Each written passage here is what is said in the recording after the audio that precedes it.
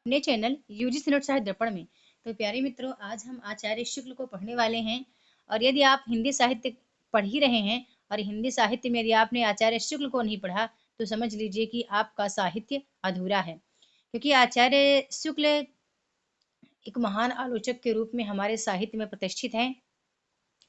इनकी लेखनी आलोचनात्मक निबंध या यूँ कहें कि निबंध लिखने में सर्वोपर रही है। तो चलते हैं आचार्य शुक्ल को हम आज विस्तार पूर्वक पढ़ते हैं। और ये भाग 1 है। भाग 2 जो आएगा इसका, तो उसमें आचार्य शुक्ल ने और अन्य विद्वानों के संबंध में क्या कहा है वो भी मैं आपके समक्ष रखूंगी। तो पहले मैं हम थोड़ा-सा इनका परिचय देख लेते हैं कि इन इन इनका इनकी परिचय इनके बारे में और इनकी शिक्षा दीक्षा को देख लेते हैं। शुक्ल जी का पूरा नाम रामचंद्र शुक्ल है। जन्म इनका 4 अक्टूबर 1884 को हुआ था। जन्म स्थान बस्ती जिले के अगौना गांव में उत्तर प्रदेश में हुआ था। मृत्यु स्थान इनका है वाराणसी जिला उत्तर प्रदेश। मृत्यु का कारण था दिल का दौरा पड़ने के कारण इनकी मृत्यु हो गई थी। और व्यवसाय ये एक लेखक हैं, पत्रकार भी हैं। पिता का नाम चंद्रबली शुक्ल है, माता का नाम निवासी देवी है, जाति ब्राह्मण है, धर्म हिंदू। आगे बात करते हैं इनकी प्रमुख रचनाएं कौन कौन सी आती हैं। तो चिंतामणि, रसमीमांसा, विचार वीथी, त्रिवेणी। अब थोड़ा और यदि आगे बात करें इनके परिवार के संबंध में, ऐसा मन करता है जब शुक्ल जी के हम हिंदी साहित्य का इतिहास देखते हैं कि शुक्ल जी ने कैसे अन्य कवियों को 999 या 1000 कवियों का वर्णन बड़े ही बेहतरीन ढंग से प्रस्तुत किया अपने हिंदी साहित्य के इतिहास में। तो हमें लगता है कि एक बार इनका हम संक्षिप्त परिचय देखना चाहेंगे। आचार्य रामचंद्र शुक्ल के माता शुक्ल जी के माता जी का नाम निवासी देवी था। इनके पिता का नाम चंद्रवली शुक्ल था। पंडित चंद्रवली शुक्ल एक कानून गो थे। सन 1852 ईस्वी में इनके पिता को मिर्जापुर सदर में कानून गो के पद पर नियुक्ति मिली। कुछ समय बाद उनका पूरा परिवार मिर्जापुर जिले में आकर रहने लगा। शुक्र की 9 वर्ष की आयु में ही इनकी माता का देहांत हो गया। इसके बाद इनके पिता ने दूसरी शादी कर ली। मातृ सुख के अभाव के साथ साथ विमाता से मिलने वाले दुख ने शुक्ल के व्यक्तित्व को अल्पायु में ही परिपक्व बना दिया।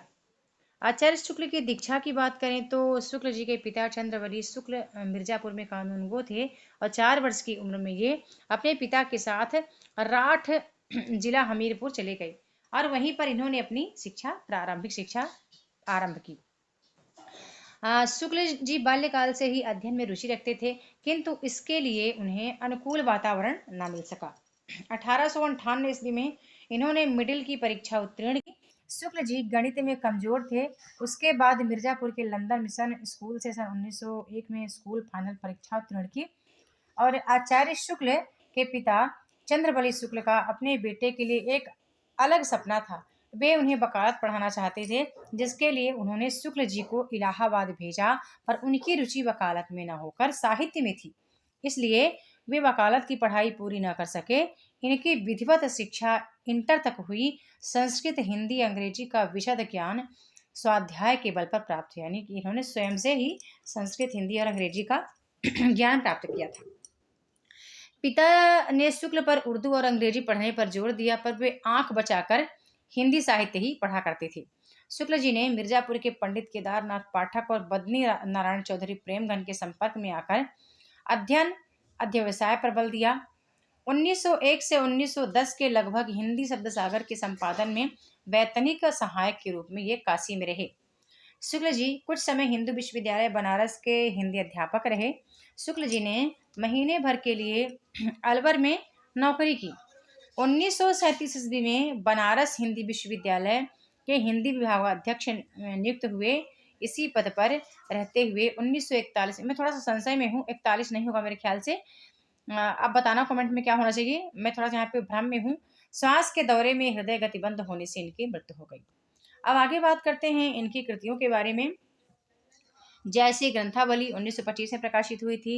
भ्रमर गीत सार है, गोस्वामी तुलसीदास है, वीर सिंह देव चरित्र है, भारतेंदु संग्रह है, हिंदी शब्द सागर इनकी रचनाएं हैं। इनकी मौलिक रचनाओं की बात करें, जैसी, तुलसी, सूरदास, रस मीमांसा, भारत में बसंत, मनोहर छटा, मधुस्रोत। इनके कुछ अनुवाद कार्य की बात करें तो कल्पना का आनंद, राज्य प्रबंध शिक्षा, विश्व प्रपंच, आदर्श जीवन। यदि बात करें कि मैगन स्तनिज का भारत विषयक वर्णन किसमें किया है तो बुद्ध चरित्र, शशांक। और इन्होंने एक हिंदी साहित्य का इतिहास भी लिखा है और एक फारस का प्राचीन इतिहास भी लिखा है। आगे बात करूं निबंध संग्रहों की, तो निबंध संग्रह कौन कौन से हैं? काव्य में रहस्यवाद 1929 में प्रकाशित हुआ था। विचार भी थी 1930 में, जिसमें 1912 से लेकर 1919 तक के मनोविकार संबंधी निबंध संग्रह हैं। रस मीमांसा 1949 में प्रकाशित हुआ। चिंतामणि भाग एक, माफ करना यहाँ पे मिस्टेक हुआ है, ठीक है। चिंतामणि भाग 1939 होगा, ठीक है। यहाँ पे ऐसे डैश लगेगा, ठीक है, यहाँ पे ऐसे डैश लगेगा। चिंतामणि भाग एक, ठीक है, डैश होगा तो 1939 में प्रकाशित हुआ। और चिंतामणि भाग दो ऐसे डैश लगेगा तो 1945 में प्रकाशित हुआ। चिंतामणि भाग तीन नामवर सिंह द्वारा संपादित है। चिंतामणि भाग चार कुसुम चतुर्वेदी द्वारा संपादित की गई थी। और इनकी और अन्य पुस्तकें भी तैयार की गई थी। आगे बात करें तो आचार्य शुक्ल के निबंधों की बात करें तो काव्य में प्रकृति दृश्य, रसात्मक बोध के विविध स्वरूप, काव्य में अभिव्यंजनावाद, कविता क्या है, काव्य में लोक मंगल की साधनावस्था, भारतेंदु हरिश्चंद्र, काव्य में रहस्यवाद, मानस की धर्मभूमि, साधारणीकरण और व्यक्ति वैचित्रवाद, साहित्य, उपन्यास, मित्रता, तुलसी का भक्ति मार्ग। चिंतामणि भाग एक की बात करूं तो कुल 17 निबंध संकलित हैं। भाव या मनोविकार संबंधी निबंध 10 हैं।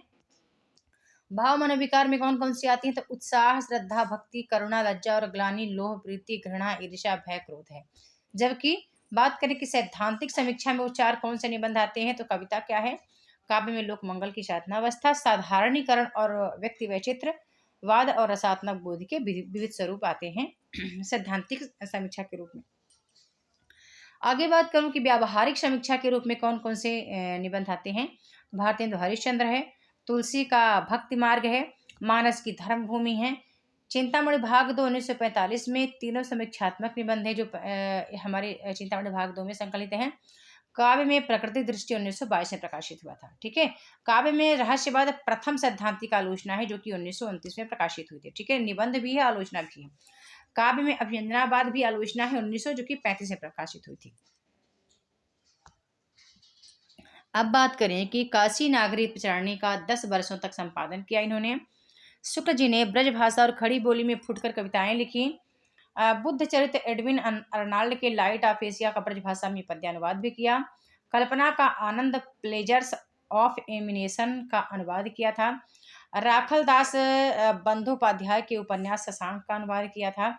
रस मीमांसा शुक्ल जी ने सैद्धांतिक समीक्षा पर जो कुछ भी लिखा वो उनकी मृत्यु के बाद संग्रहित कर रस मीमांसा नामक पुस्तक से प्रकाशित करवाया गया। आगे बात करें कि विश्व प्रपंच दर्शन पर लिखित पुस्तक जो रिडल ऑफ द यूनिवर्स का अनुवाद है। नलिन विलोचन शर्मा साहित्य का इतिहास दर्शन में कहा कि शुक्ल जी से बड़ा समीक्षक संभवतः उस युग में किसी भी भारतीय भाषा में नहीं था। शशांक मूल बंगला में दुखांतक है पर इन्होंने इसे सुखांतक बना दिया। आचार्य शुक्ल ने साधारणीकरण के संबंध में लिखा है कि आलम्बनत्व धर्म का साधारणीकरण होता है। अनुभूति प्रसूत भावुकता उन्हें स्वीकार्य भी कल्पना प्रसूत नहीं। आगे शुक्ल जी का के वक्तव्य है कि शुक्ल जी ने काव्य की कर्म योग एवं ज्ञान योग के समकक्ष रखते हुए भाव योग कहा जो मनुष्य के हृदय को मुक्तावस्था में पहुंचाता है। शुक्ल जी की समीक्षा का मूल स्वर व्याख्यात्मक है। बात करें कि आचार्य शुक्ल जी के निबंध अत्यंत गहरे रूप में बौद्धिक एवं विषयनिष्ठ हैं, उन्हें हम ललित निबंध की कोटि में नहीं रख सकते। अब शुक्ल जी के कुछ कथन हम देखते हैं तो इन्होंने कहा कि श्रद्धा और प्रेम के योग का नाम भक्ति है। फिर इन्होंने कहा कि श्रद्धा का व्यापार स्थल विस्मृति है, प्रेम का एकांत, प्रेम में घनत्व तो अधिक है, श्रद्धा में विस्तार। सामाजिक जीवन की स्थिति और पुष्टि के लिए करुणा का प्रसार आवश्यक है। बैर क्रोध का अचार या मुरब्बा है। जिस प्रकार आत्मा की मुक्तावस्था ज्ञान दशा कहलाती है उसी प्रकार हृदय की मुक्तावस्था रस दशा कहलाती है। हृदय की इसी मुक्ति साधना के लिए मनुष्य की वाणी जो शब्द विधान करती है उसे कविता कहते हैं। आगे ये लिखते हैं कि यदि गद्य लेखकों की कसौटी है तो निबंध गद्य की कसौटी है। भाषा की पूर्ण शक्ति का विकास निबंधों में ही सबसे अधिक संभव है। आचार्य रामचंद्र शुक्ल ने अपनी निबंध यात्रा को बुद्धि की यात्रा हृदय के साथ कहा है। आगे आचार्य शुक्ल के चिंतामणि भाग एक और भाग दो के निबंध पहले किस नाम से प्रकाशित हुए थे? तो विचार वीथी के नाम से। यदि प्रेम स्वप्न है तो श्रद्धा जागरण है, ऐसा शुक्ल ने कहा। आचार्य शुक्ल ने कहा कि ने एडिसन के एसे ऑन इमेजिनेशन का कल्पना का आनंद नाम से अनुवाद किया। इन पुस्तकों को एक मोहल्ले में फैली बातों से दूसरे मोहल्लों को परिचित कराने के रूप में समझना चाहिए, स्वतंत्र समालोचना के रूप में नहीं। ऐसा कहा महावीर द्विवेदी ने आलोचनात्मक कृतियों पर ठीक है, टिप्पणी करते हुए। तो ये जो कथन निकल के आता है आचार्य शुक्ल के संबंध में। आगे बात करते हैं कि काव्य में रहस्य कोई वाद है ना ऐसा जिसे लेकर निराला कोई पंथ ही खड़ा करे। यों ही जब मिले बाहर के भीतर की भावना से जानो तब कविता का सत्य पल। छायावाद का सामान्य अर्थ हुआ प्रस्तुत के स्थान पर उसकी व्यंजना करने वाले छाया के रूप में अप्रस्तुत का कथन आचार्य शुक्ल का कथन है। आचार्य शुक्ल ने छायावाद का प्रतिनिधि कवि किससे कहा तो पंत को। नाद सौंदर्य से कविता की आयु बढ़ती है, शुक्ल ने कहा कि अयोध्या। अच्छा, ये थोड़ा सा मिस्टेक हो रहा है मुझे यहाँ। ये कथन जो है वो आचार्य शुक्ल का ही है, ठीक है। ये कथन आचार्य शुक्ल का है कि इस पुस्तकों को एक मोहल्ले में, ठीक है, एस्से ऑन क्रिटिसिज्म, हाँ मुझे याद आ गया क्योंकि इसका कुछ अंश मैंने पढ़े थे। तो एस्से ऑन क्रिटिसिज्म के संबंध में शुक्ल का ही कथन ये निकल के आता है, ठीक है। आगे आता है कि छायावाद के संबंध में आचार्य शुक्ल फिर कहते हैं कि छायावाद का प्रतिनिधि कवि किसे मानते हैं तो पंत को। नाद सौंदर्य से कविता की आयु बढ़ती है। अयोध्या कांड में चित्रकूट की सभा एक आध्यात्मिक घटना है। सूर द्वारा रचित कृष्ण और गोपियों के को प्रेम जीवनोत्सव है, ऐसा आचार्य शुक्ल कहते हैं। आगे आचार्य शुक्ल कहते हैं कि पाखंड प्रतिशोध शीर्षक से किस आलोचक ने छायावाद रहस्यवाद के विरोध में एक कविता लिखी तो आचार्य शुक्ल ने। न्यूमैन के लिटरेचर का साहित्य शीर्षक से अनुवाद किसने किया तो आचार्य शुक्ल ने। आचार्य शुक्ल ने किसको क्या कहा है तो रीति कवियों को भावुक सहृदय और निपुण कवि कहा, बिहारी को परम उत्कृष्ट कवि कहा, देव को प्रगल्भ और प्रतिभा संपन्न कवि कहा, घनानंद को साक्षात रसमूर्ति और जवादानी कहा। आचार्य शुक्ल ने कहा कि लोक हृदय में लीन होने की दशा रस दशा कहलाती है। फिर इन्होंने कहा कि किस आलोचक ने छायावाद शब्दों को दो अर्थों में प्रयोग किया तो आचार्य शुक्ल ही हैं, रहस्यवाद के अर्थ में और पद्धति विशेष के अर्थ में। आचार्य शुक्ल ने क्रोंचे के अभ्यंजनावाद को भारतीय वक्रोक्ति का विलायती उत्थान कहा। आचार्य शुक्ल ने काव्य में रहस्यवाद इनकी प्रथम सैद्धांतिक आलोचनात्मक पुस्तक को माना है, अपनी कृति जो 1929 में प्रकाशित होती है। भारतीय समीक्षा और आचार्य शुक्ल की काव्य दृष्टि किसकी कृति है तो डॉक्टर नगेंद्र ने लिखी है। आगे आचार्य शुक्ल विचार कोश के लेखक अजित कुमार हैं। आचार्य शुक्ल का चिंतन जगत कृति किसकी है कृष्ण दत्त पालीवाल की, ठीक है। बड़ा इंपॉर्टेंट है क्योंकि यहाँ से इस बार प्रश्न बने थे आचार्य शुक्ल पर कि किस किसने क्या पुस्तकें लिखी हैं, ठीक है। तो इसलिए मैंने यहाँ पे स्पेशली इसको रखा है। डॉक्टर रामविलास शर्मा के आदर्श समीक्षक कौन है तो आचार्य शुक्ल ही हैं। किस आलोचक ने मुक्तक को चुना हुआ गुलदस्ता कहा और प्रबंध काव्य को विस्तृत वनस्थली कहा तो आचार्य शुक्ल ही हैं। आचार्य शुक्ल ने भारतेंदु को हिंदी का हरिश्चंद्री हिंदी कहा। 1904 में साहित्य में 1904 में आचार्य शुक्ल का प्रथम निबंध आया जो कि सरस्वती में प्रकाशित हुआ था। आचार्य शुक्ल का प्रसिद्ध निबंध कविता क्या है सर्वप्रथम 1909 में प्रकाशित हुआ, किस पत्रिका में तो सरस्वती में ही। आगे देखते हैं कि कृष्ण में हिंदी में भाव या मनोविकार संबंधी निबंध लिखने का सूत्रपात किसको जाता है तो बालकृष्ण भट्ट को जाता है, ठीक है। ऐसा आचार्य शुक्ल मानते हैं, है ना। पहल जो है आचार्य शुक्ल ने माना है कि बालकृष्ण भट्ट के निबंधों में भाव या मनोविकार संबंधी निबंध देखने को मिलता है। आचार्य शुक्ल ने से पूर्व भाव या मनोविकार संबंधी निबंध किस किसने लिखे थे तो बालकृष्ण भट्ट ने लिखे थे, प्रताप नारायण मिश्र ने लिखे थे और माधव प्रसाद मिश्र ने लिखे थे। साहस पूर्ण आनंद का नाम उत्साह है। श्रद्धा महत्व की आनंद पूर्ण स्वीकृति के साथ पूज्य बुद्धि का संचार है, आचार्य शुक्ल ने कहा। आशंका निश्चयात्मक वृत्ति है, आचार्य शुक्ल ने कहा। सत्यम शिवम सुंदरम की भावना कविता क्या है निबंध में है। प्रत्येक सुंदर वस्तु को में यह क्षमता होती है कि वह हमें रसमग्न कर देती है, रसात्मक बोध के विविध स्वरूप निबंध से, आचार्य शुक्ल ने कहा। साधारणीकरण और व्यक्ति वैचित्रवाद में शुक्ल कहते हैं कि काव्य में वर्णित सुख दुख मात्र कवि का नहीं ना ही रहकर समष्टि का बन जाता है। आगे शुक्ल कहते हैं कि मानस की धर्म भूमि में शुक्ल ने रामचरितमानस के आलोचकों को करारा जवाब दिया है।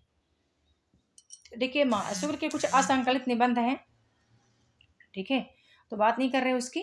हम बात करते हैं कि भारतेंदु साहित्य के संबंध में शुक्ल कहते हैं यहाँ पे कि कहाँ तक वे वास्तविक अनुभूतियां हैं और कहाँ अनुभूतियों की रमणीय कल्पना, यह नहीं कहा जा सकता।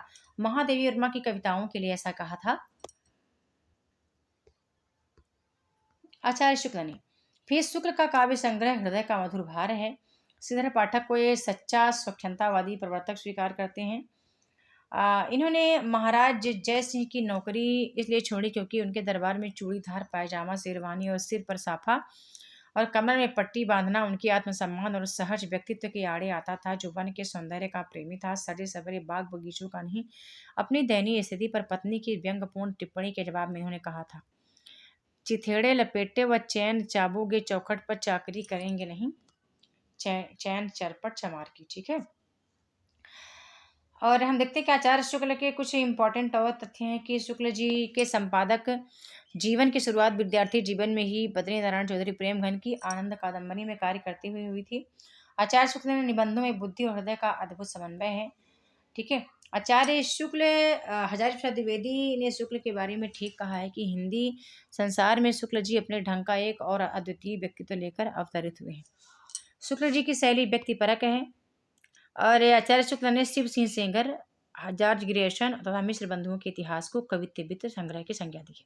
इसका मैं एक दूसरा पार्ट भी लाऊंगी जहाँ केवल कवियों के संदर्भ में तथ्य होगा, वो होगा आपके हिंदी साहित्य का इतिहास से। ठीक है। तो ये क्लास आपको कैसी लगी, इसको लाइक करिएगा, शेयर जरूर करिएगा। आप वीडियो को शेयर नहीं करते हैं तो करिएगा। एक छोटा सा कमेंट जरूर छोड़िएगा कि आपको ये क्लास कैसी लगी।